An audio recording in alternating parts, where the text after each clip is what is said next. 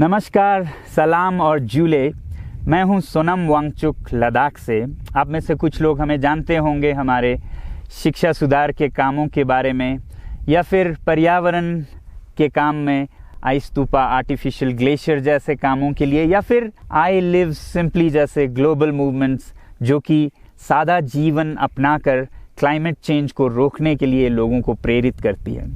मगर दोस्तों, आज मैं इन चीज़ों के बारे में नहीं बल्कि आप लोगों को एक बहुत ही ज़रूरी संदेश देने के लिए आया हूं, जो कि चीन और भारत के बीच अभी जो टकराव और तनाव की स्थिति बनी है, इसके बारे में आपकी क्या जिम्मेदारी है। मैं लद्दाख में हूं और आप देख रहे हैं सिंधु नदी को बहते हुए यहाँ, और वो जो पहाड़ियाँ हैं उनके पीछे नुब्रा और चांगथांग के वो इलाके हैं जहाँ पर ये तनाव बढ़ता जा रहा है। हज़ारों सैनिक वहाँ ले जाए जा चुके हैं। सुनने में आया है चीनी वायुसेना के जहाज़ भी वहाँ तैनात किए गए हैं, और 1 घंटे पहले भारतीय वायुसेना के जहाज़ भी मेरे ऊपर मंडरा रहे थे। सामान्यतः जब सीमा पर तनाव होता है तो हम आप जैसे नागरिक ये सोचकर सो जाते हैं रात को कि सैनिक इसका जवाब दे देंगे। मगर मैं आज आप लोगों को ये ज़रूरी बात बताना चाहता हूँ कि इस बार सिर्फ सैनिक जवाब नहीं, दो तरफा जवाब हो और उसमें नागरिक जवाब भी हो।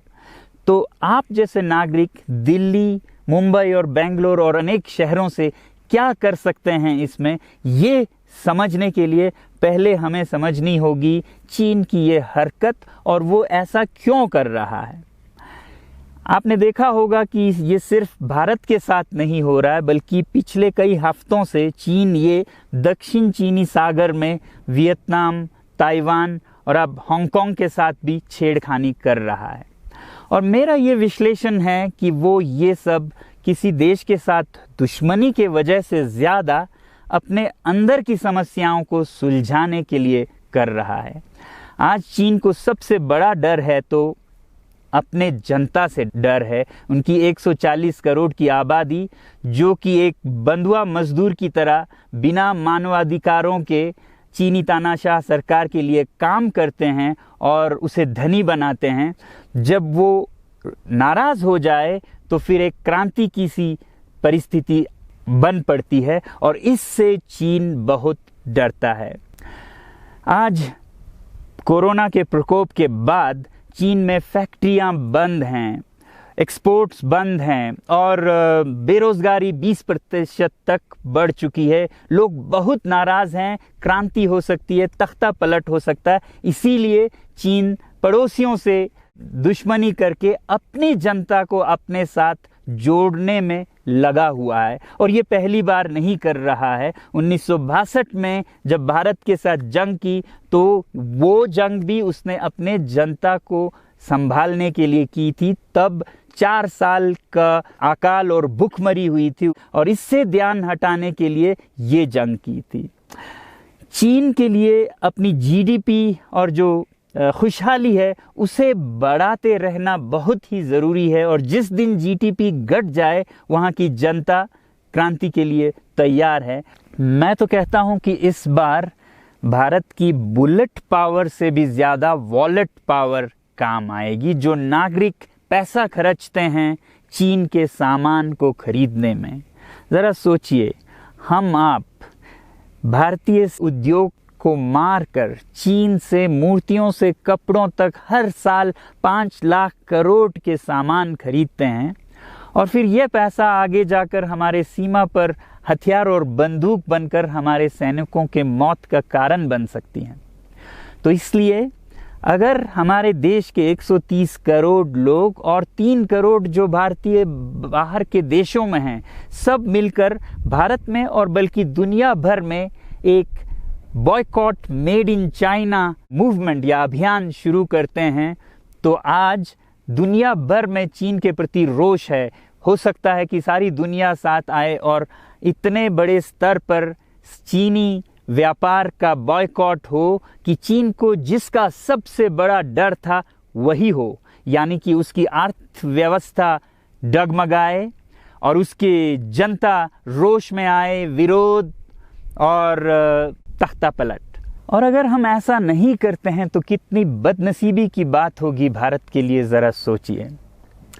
एक तरफ हमारे सेना सीमा पर जंग लड़ रही होगी और दूसरी तरफ हम आप चीनी सामान, मोबाइल से लेके कंप्यूटर्स, कपड़ों से लेके खिलौनों तक को खरीद कर उनकी सेना को पैसा भेज रहे होंगे, चीन की सेना को। ये तो हुई हार्डवेयर की बात। दूसरी तरफ हमारी युवा चीनी सॉफ्टवेयर, एप्स, गेम्स जैसे टिकटॉक, शेयरिट, इन सब में मस्त, उन्हें दूसरी तरफ से करोड़ों करोड़ों का पैसा भेज रहे होंगे। तो इसलिए बहुत ज़रूरी है कि हम एक नागरिक जवाब ज़रूर दें और इसे एक अभियान बनाएं, ग्लोबल मूवमेंट की तरह। ये बॉयकॉट मेड इन चाइना का जो अभियान है वो भारत के लिए भी एक वरदान साबित होगी। जैसा कि हमारे प्रधानमंत्री ने एक विजन हमें दिया था स्वावलंबन का, सेल्फ रिलायंस, वो तब हो सकता है जब हमारे अपने उद्योग फलें फूलें। और जब हम बॉयकॉट करते हैं इन सामान का तो अपने देश के उद्योग का, उत्पाद का हम प्रयोग करेंगे और उससे मजदूरों को रोजगारी मिलेगी और सारा देश खुशहाल होगा। बजट होगा कि हम और अच्छी तरह से टक्कर ले सकें सीमा पर भी। तो इसके लिए मैं आप लोगों से अपील करता हूं कि जहां तक ऐप्स और सॉफ्टवेयर की बात है तो हमारे युवाओं को एक हफ्ते में उन्हें अनइंस्टॉल करना चाहिए। Boycott made in China, software in a week and hardware in a year. क्योंकि साजो सामान के लिए वक्त लगेगा हमारे अपने देश से और बाहर से विकल्प निकलने तक, तो उसे हम 1 साल के अंदर कर सकते हैं। तो ये हम न सिर्फ अपना प्रतिज्ञा करें बल्कि 100 और लोगों को इसके बारे में समझाएं, शेयर करें सोशल मीडिया पर, और हमारी जो मीडिया है वो जनता तक, देश के कोने कोने तक पहुंचाए। और जैसे ही इसका असर दिखने लगेगा, इंटरनेट से ऐप्स लाखों में, करोड़ों में अनइंस्टॉल होंगे, तो चीन को संदेश साफ जाएगा और यही एक तरीका उसे मेज़ पर पहुंचा सकता है।